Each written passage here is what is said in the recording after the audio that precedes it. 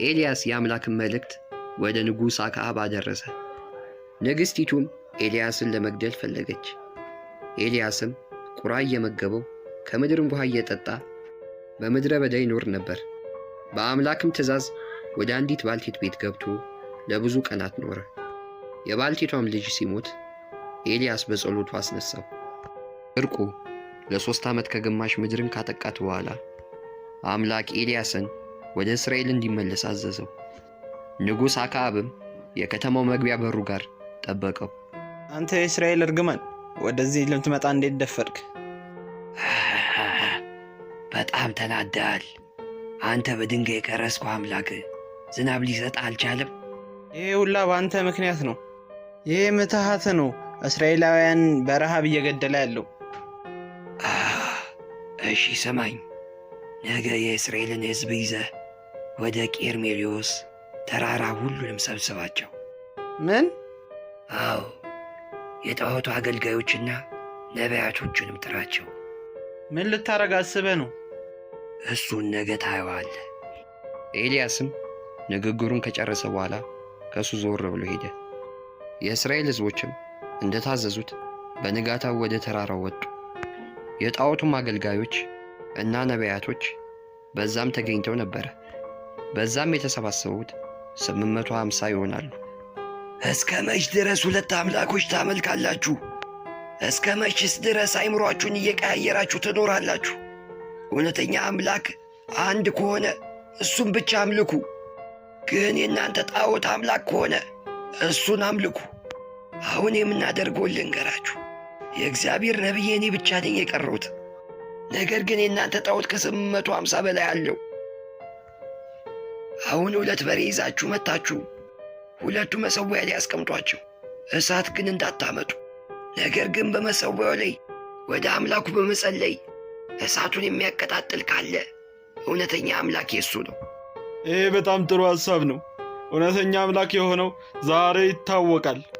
ምን እያደረገ ይመስሏል? የሰውዬ ምን ሆኗል?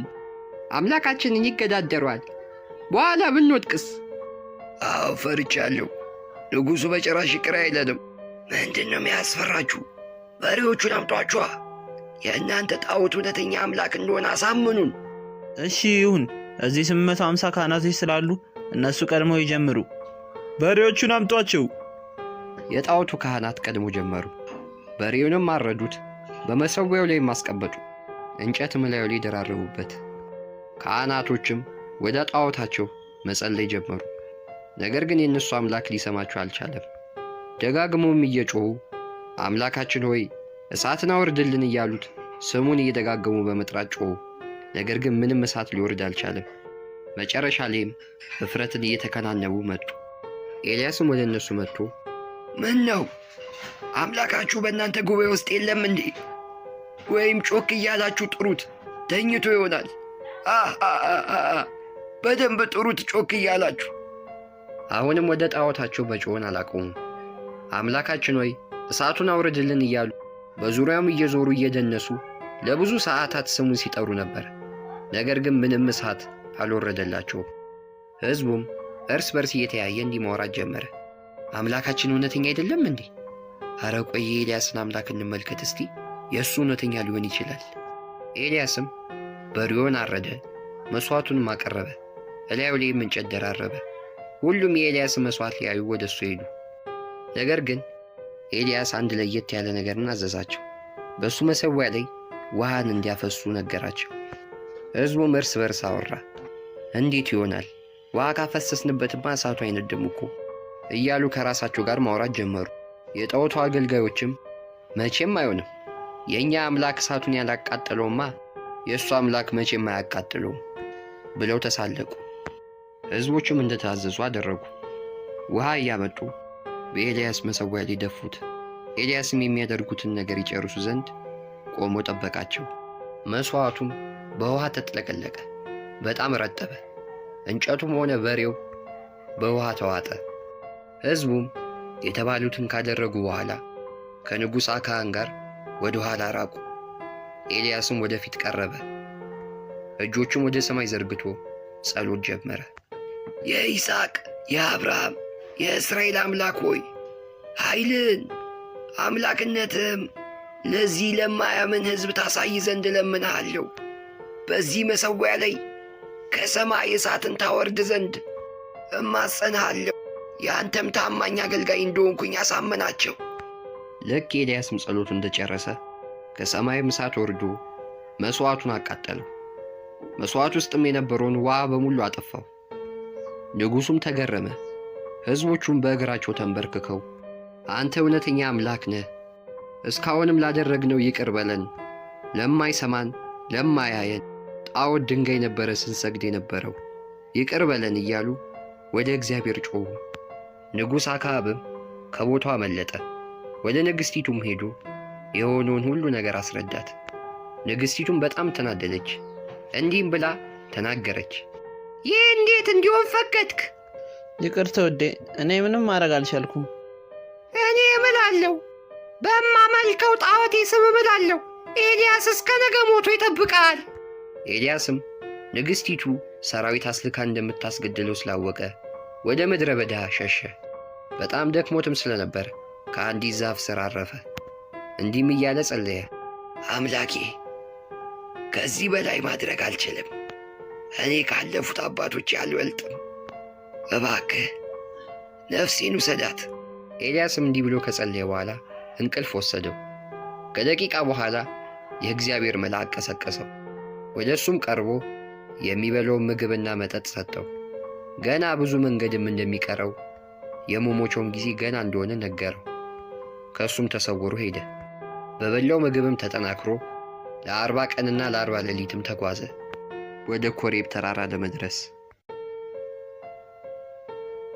ይህ ተራራ የእግዚአብሔር ተራራ ነው። አብርሃም ይስሐቅን ይሰዋው ዘንድ ያወጣው ተራራ ይህ ነው። አምላክ እግዚአብሔር ጽላቶቹን የሠራበት ተራራ ይህ ነው። እዚህ መውጣት አለብኝ፣ ራሴንም ከላይ መደበቅ አለብኝ። ኤልያስም ተራራውን መውጣት ጀመረ እና ራሱን ከአንዲት ዋሻ ውስጥ ደበቀ። እዛም ተኛ። እዛም ለብዙ ቀናት ቆየ። በድንገትም የመሬት መናወጥ ሆነ። እሳትም ነደደ፣ ነፋስም ነፈሰ። ከእሳቱም በኋላ ትንሽ ዝምታ ድምፅም ሆነ። ኤልያስም ያን በሰማ ጊዜ ወጥቶ በዋሻው ደጃፍ ቆመ። አምላኬ ሆይ ምን እየተፈጠረ ነው? ኤልያስ ምን ትሠራለህ እዚህ? አምላኬ ሆይ ሁሉ ነቢያቶች ተገደሉ፣ እኔ ብቻ ነኝ የቀረሁት። ወታደሮቹም እኔን እያፈላለጉኝ ነው ሊገሉኝ። ኤልያስ ሌላ 7,000 ሰዎች አሉ በዚች ምድር ላይ ለእነዚያ ለጣዖቶች ያልሰገዱ። ተመለስ ወደ እስራኤል። ኤልሳዕ የተባለውንም የአንተ ደቀ መዝሙር አድርገው። ኤልያስም እንደተባለው ተልእኮን ይፈጽም ዘንድ ወደ እስራኤል ተመለሰ። ኤልያስም ኤልሳዕን ደቀ መዝሙር ያደርገዋል። ብዙ ተጋድሎውም አብረው ይሠራሉ። ኤልያስም አካሄዱን ከእግዚአብሔር ጋር ስላረገ በእሳት ሰረገላ ወደ ሰማይ ተነጥቋል። የጨርቅ መጎናጸፊያውንም ለኤልሳዕ ሰጥቶታል። ኤልሳዕም በዛ ጨርቅ መጎናጸፊያ ባሕርን ከፍሏል። ትልቅም ነቢይ ተብሎ ተጠርቷል። ልጆች ሆይ ከዚህ ታሪክ እንደምንማረው ምንም እንኳን ብቸኝነት ቢሰማንም ከጎናችን ሊደግፈን ሆነ ሊያግዘን የሚችል ሰው የሌለ ቢመስለንም ልክ እንደ ኤልያስም ሰውነታችን ቢደክምብንም ተስፋ መቁረጥ የለብንም። የእግዚአብሔር መልአክ መጥቶ ኤልያስን እንዳበረታው እኛም ያበረቱን ዘንድ የእግዚአብሔር መልአክ ከጎናችን አሉ። እግዚአብሔርም ሁሌ ከጎናችን አይለይም። ያበረታናል፣ ያጸናናል። ቢከፋንም ወደ እሱ እንጸልይ፣ አጽናንን በለው፣ ደስታችንን ይሰጠናል። በቀጣይ ፕሮግራም እስክንገናኝ ድረስ ቸር ቆዩ ልጆች።